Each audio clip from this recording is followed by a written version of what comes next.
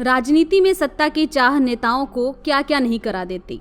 ऐसे ही एक नेता हैं एमबीए पास राजन यादव उर्फ अर्थी बाबा। अर्थी बाबा सत्ता की चाह में कई साल से अलग अलग पदों पर चुनाव लड़ रहे हैं और हर जगह चुनाव में शमशान घाट पर अपना कार्यालय खोलते हैं और अर्थी पर बैठकर नामांकन भी करने जाते हैं। उनका कहना है कि आत्माएं उनकी पोलिंग एजेंट होती हैं।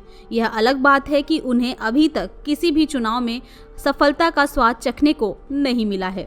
अर्थी बाबा जनता की सेवा के लिए एक अवसर चाहते हैं, इसलिए इस बार के लोकसभा चुनाव में पर्चा भरने से पहले उन्होंने शमशान घाट पर ही अपना कार्यालय खोल दिया है। अर्थी बाबा से बात की संवाददाता पंकज श्रीवास्तव ने। शमशान से सत्ता तक का सफर अर्थी बाबा का। राजन यादव उर्फ अर्थी बाबा, जिनका शमशान घाट पर चुनाव कार्यालय होता है और चिट्ठी पर सवार होकर वो पहुंचते हैं पर्चा दाखिला करने। कई वर्षों से चुनाव लड़ रहे हैं, मेयर भी लड़ चुके हैं सब, और विधायक भी लड़ चुके हैं और सांसद भी लड़ चुके हैं। यहाँ तक कि योगी आदित्यनाथ के खिलाफ भी शायद आप चुनाव लड़ चुके हैं, यहाँ तक हम लोग जानते हैं। तो हमारे साथ इस समय है राजन यादव उर्फ अर्थी बाबा।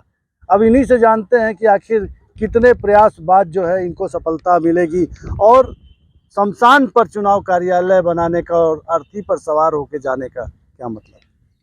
देखिए, मैं राजन यादव उर्फ अर्थी बाबा, अभी मैं वर्तमान में भंते बन गया हूँ, बुद्ध की राह पे चल रहा हूँ।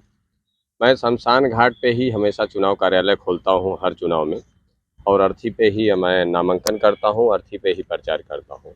ये अर्थी लोकतंत्र का जनाजा है, ये अर्थी भ्रष्ट नेताओं का ये जनाजा है, और ये जो शमशान घाट पे मेरा जो चुनाव कार्यालय है, ये समझ लीजिए ये भ्रष्ट सदन का ये कार्यालय है। क्योंकि जितने नेता हैं उसमें आधा शराबी पहुँचे हैं, आधा क्रिमिनल पहुँचे हैं, बड़े बड़े उद्योगपति पहुँचे हैं, कोई समाज सेवी उसमें नहीं पहुँचा है। समझ लीजिए वो सदन ये शमशान घाट बन चुका है इन नेता भ्रष्ट नेताओं की तरह।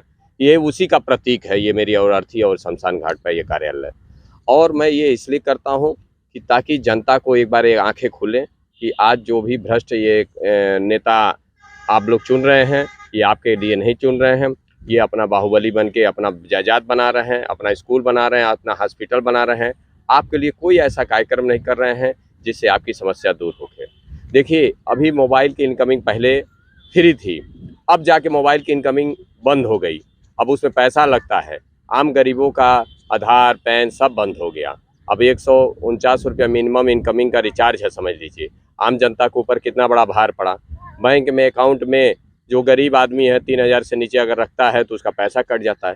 क्या गरीबों को भी अब टैक्स देना पड़ेगा पैसे में? और इसके लिए सदन में कोई नहीं बोलता। अभी तक आप कौन कौन से पद के लिए चुनाव लड़ चुके हैं अभी तक गोरखपुर से आप? देखिए, मैं 3 बार एमएलसी चुनाव लड़ा हूँ और 4 बार एमएलए लड़ा हूँ। 2 बार पिपराइच से, 1 बार गोरखपुर सदर से, फिर देवरिया सदर से। और मैं योगी जी के खिलाफ यहाँ 2000 चुनाव में लड़ा था, जिसमें विनय तिवारी और मनोज तिवारी भी थे, जिसमें मेरा एक नारा था 2 तिवारी 1 पुजारी, अब की हारी जीतेगा राजन भिखारी। और मैं उसके बाद राष्ट्रपति का भी चुनाव के लिए मैं यहाँ पे दावेदारी किया और वहाँ पे प्रस्तावक मेरे भाग गए थे, इसीलिए मैं पर्चा नहीं दाखिल कर पाया। मैं मोदी जी के खिलाफ भी 2 बार दावेदारी करने वहाँ गया, लेकिन वो लोग वहाँ पे पर्चा भरने नहीं देते, क्योंकि वहाँ पे हमेशा प्रधानमंत्री के पक्ष में काम किया जाता है। मैं राजनाथ सिंह के खिलाफ भी लखनऊ में भी पर्चा भरा, लेकिन मेरा पर्चा लास्ट में खारिज करा दिया गया, जबकि सारे मेरे पूर्ण रूप से पर्चा थे। देखिए, मैं इसी घाट पे अनशन करके एम्स के लिए मैं एम्स बनवाया, फर्टिलाइज़र का मुद्दा उठाया, फर्टिलाइज़र बना। यहीं पे मैं शमशान घाट पर अनशन कर रहा था। महाराज जी योगी जी जो वर्तमान मुख्यमंत्री हैं यहाँ पर आए थे, तो मैंने कहा यहाँ कच्चा घाट है, पक्का बनवा दीजिए। तो उस समय मुख्यमंत्री नहीं थे, उन्होंने कहा एडीएम साहब नोट करो, मुख्यमंत्री बनने के बाद ये पक्का घाट भी बना दिए।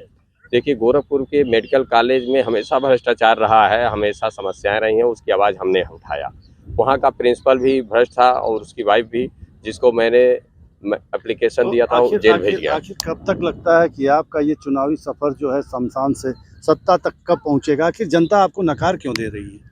देखिए, जनता नकार नहीं रही है, जनता हमारी भोली है। नहीं तो वो इतने भ्रष्ट नेता चुनाव लड़ रहे हैं, आखिर कैसे फंस जा रही है? ये पार्टियों के चक्कर फंस जा रही है। मेरा देखिए ये आखिरी ऐसा चुनाव है जो मैं निर्दलीय लड़ रहा हूँ। इसके बाद मैं खुद पार्टी बनाऊंगा, बुद्धम शरणम गच्छामि मेरी पार्टी का नाम होगा।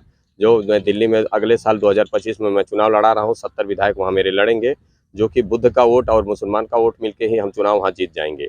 क्योंकि केजरीवाल को उन्होंने कहा था एक नोट पे लक्ष्मी जी और गणेश जी की फोटो लगा दूंगा तो उससे आर्थिक स्थिति जनता की बदल जाएगी, जबकि उन्होंने मूर्खता की बात किया। जबकि बिना बुद्धि का, बिना पढ़ाई का, बिना लिखाई का कोई भी आगे नहीं बढ़ सकता, बिना नौकरी का। तो ये मानते हैं कि आप कभी न कभी सत्ता तक पहुंच जाएंगे? मैं सत्ता तक, देखिए 2024 में तो मैं मान रहा हूँ कि अग्रिम प्रधानमंत्री मोदी जी बन जाएंगे, लेकिन 2029 में उनका सफ़र एकदम उल्टा हो जाएगा, क्योंकि 5 साल मैं सबकी बुद्धि के राह पे सबको जोड़ूंगा, सब शिक्षा के राह पे आएंगे और रोजगार के लिए सब लोग हमारे साथ आएंगे और बुद्धम शरणम गच्छामि पूरे देश में छाएगी।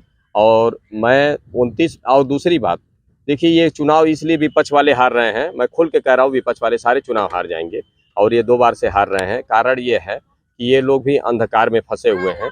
अगर ये लोग बुद्ध की राह पे चलते, माननीय सोनिया जी के लड़के जो हैं ये भी बुद्ध की राह पे चढ़े, बाबा साहब जब बुद्ध की राह पे चले तो इनकी क्या हैसियत है, ये कितने बड़े नेता हैं।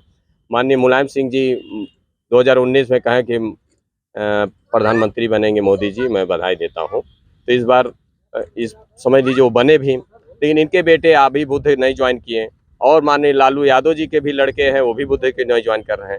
जब ये लोग बाबा साहब के राह पे नहीं चलेंगे, पक्का है कि बुद्ध जीगम का वोट, दलितों का वोट ये कभी जीवन में नहीं पाएंगे। अब मुसलमान भी इसके विपक्ष में रहेगा, ये जीवन में चुनाव नहीं जीत सकते। अभी इसके बाद ये तीनों लोग बुद्ध की राह पाएंगे। मैं पूरे 2029 में प्रधानमंत्री का अगुवा रहूंगा, तभी मोदी जी हारेंगे, नहीं दोबारा मोदी जी को कोई बुद्ध के बिना हरा नहीं सकता।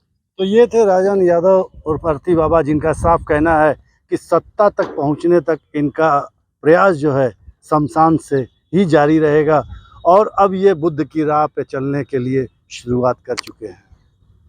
पहल 24 के लिए गोरखपुर से पंकज श्रीवास्तव।